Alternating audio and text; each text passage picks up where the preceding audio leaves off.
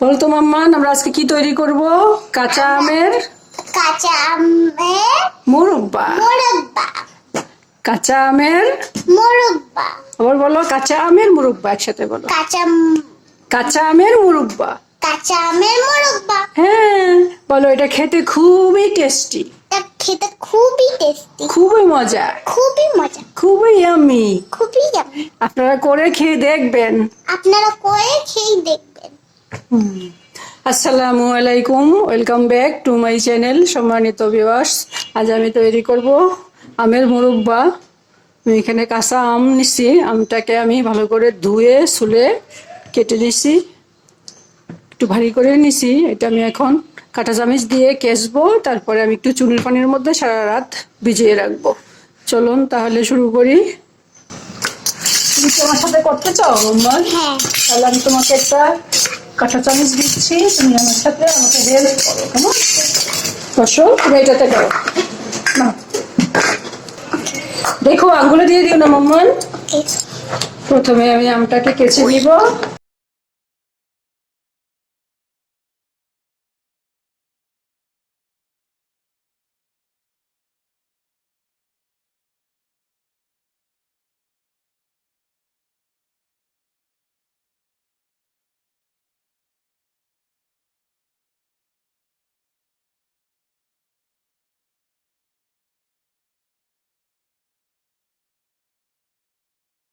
দেখুন, আমি এইভাবে সবগুলো আম কেচে নিব, কেচে চুনির পানির মধ্যে ভিজিয়ে দিব। আমি আরো একটা কেচে নিলাম।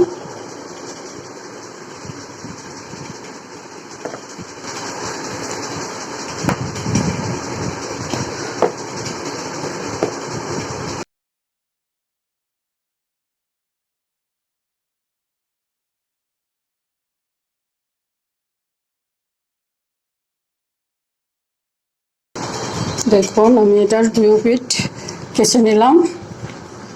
এভাবে করে সবটি কেচে নিব। দেখুন, এই যে আমি চুন নিলাম। এটা হলো ঝিনুক চুন, খাওয়ার চুন। এখানে খাওয়ার চুনটাই দিতে হবে। আমি টেবিল চামচ দিছি, আর এখানে পানি নিছি। আমার আম আছে 2 কেজি। 2 কেজি আমের জন্য আমি 1 টেবিল চামচ চুন দিব। এই যে একটা কোটোর মধ্যে এই টেবিল চামচে 1 চামচ পরিমাণই থাকে। এই যে এখানে নাই, শেষ।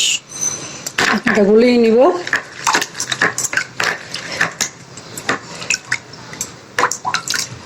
চুন বেশি দেওয়া যাবে না।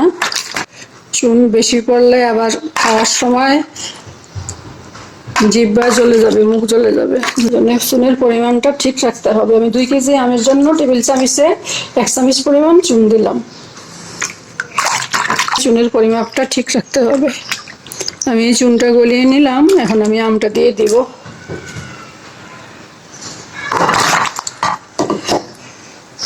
এভাবে ভিজিয়ে রাখবো সারা রাত। এতে আমটা শক্ত হবে, ছিঁড়বে না মুরব্বাটা করার সময়, আর টক পানিটা চলে আসবে বের হয়ে। আমি এটা রেখে দিব রেস্টে। আমি আমটাকে প্রায় 8 ঘন্টা চুনের পানিতে ভিজিয়ে রাখছিলাম। এখন আমি চুনের পানিটা ফেলে দিয়ে আসছি। চিপে চিপে পানিটা আমি ফেলে দিব।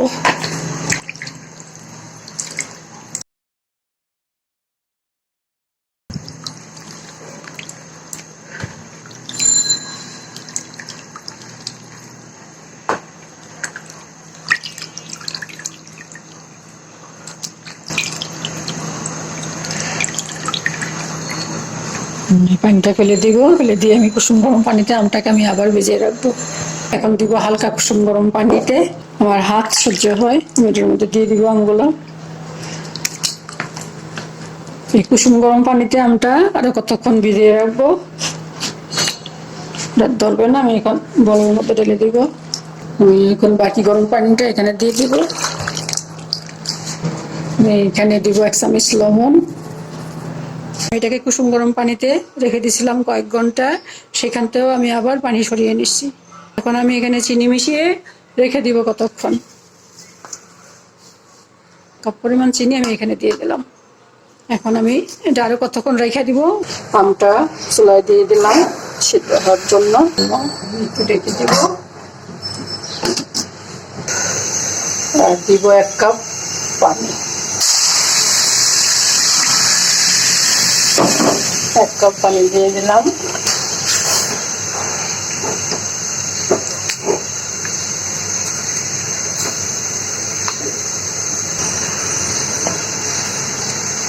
তিনটে এলাচ দিয়ে দিলাম। দিব 2 টুকরা দারচিনি, দিব তেজপাতা। এখন আমি একটু ঢেকে দিব।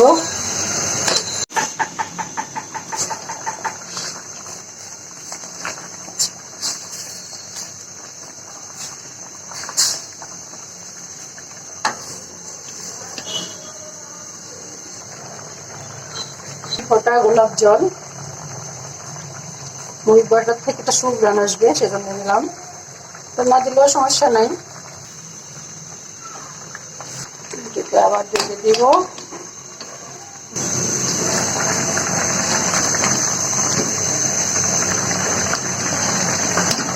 মুরগ বাটা প্রায় হয়ে আসছে।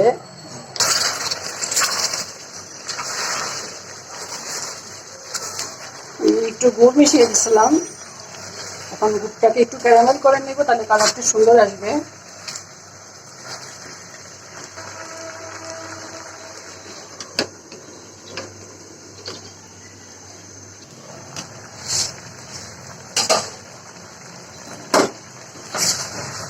লস করে দিব, হয়ে গেছে, নামিয়ে ফেলবো।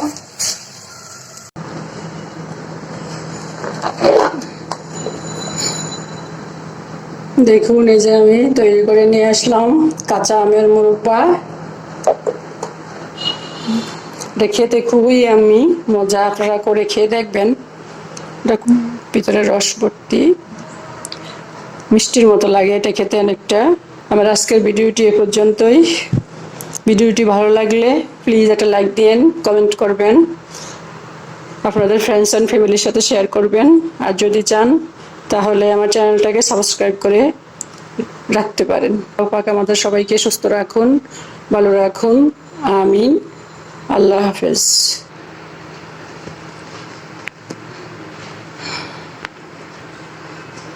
এই আমের মোরব্বাটা ভিতরে একদম রসে টুটুম্বুর, মুখে দিলেই মিলিয়ে যাবে, এত মজা খেতে। এটা আমার বাচ্চারা খুব পছন্দ করে।